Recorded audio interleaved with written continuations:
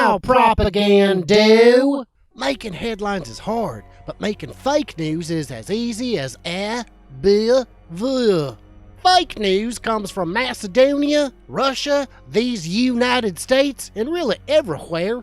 First, you just gotta pick a name. Make it something slightly off-brand like abcnews.com.co, bloomberg.meh, CNN-trending.com, the non-existent Boston Tribune, or Empire News. Copy their logos and graphics so you look just like the real thing. And steal their news stories too while you're at it. Fill it in with random content so it looks like a news site what that actually is. You do this by posting dozens or hundreds of wholly plagiarized stories from real news sites, even the ones you're trying to copy. Isn't this illegal? Of course, it's totally illegal, but it's a civil infraction, not a crime. So you'd have to sue them in their home country, and that's basically impossible. And if the copyright guys catch you, just switch to another of your 100 sites, or use a bot to rejuggle and repost them as what Americans basically call gibberish. Swoop in for the kill. Whip up a crazy story, how someone is a lizard or prefers the company of goats. Say the person is a rapist, a murderer, a mass criminal of any variety, and that charges are coming down any day.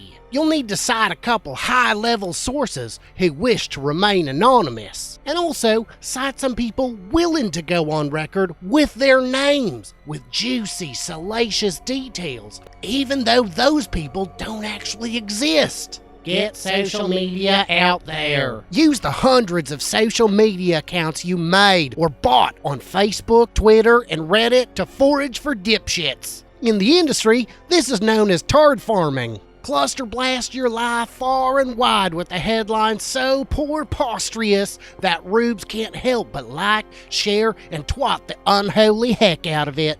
Round 1 is complete. While coworker 1 is across the room adding more filler, coworker 2 goes on to social media, personally insulting and intimidating anyone who doesn't buy your bullshit. If they have to dox them, learning their real names, addresses, and places of employment just to intimidate them, well, that's fine too. While you're free to start dreaming up the next impossible headline spun entirely from whole touched cloth. Do it work? The companies which have done this don't prefer one candidate over any other. They just found that supporters of certain candidates are far more likely to propagate ridiculous lies as the gospel truth. Google and Facebook have agreed to crack down on these sites, but only in ways that don't affect clicks or revenue. So, in effect, they're gildering steeds from now until the money done dries itself up.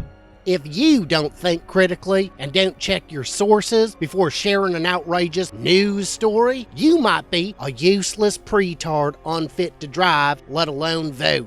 Quashing dissent. Here's where you have to hire one more full-timer to sow the unreaped stock of pre-harvest anti-truth. You'll need hundreds of folk, or at least their identities, to go out all over the web calling everything fake news. Don't like a headline? Call that fake news. Don't like a comment on social media?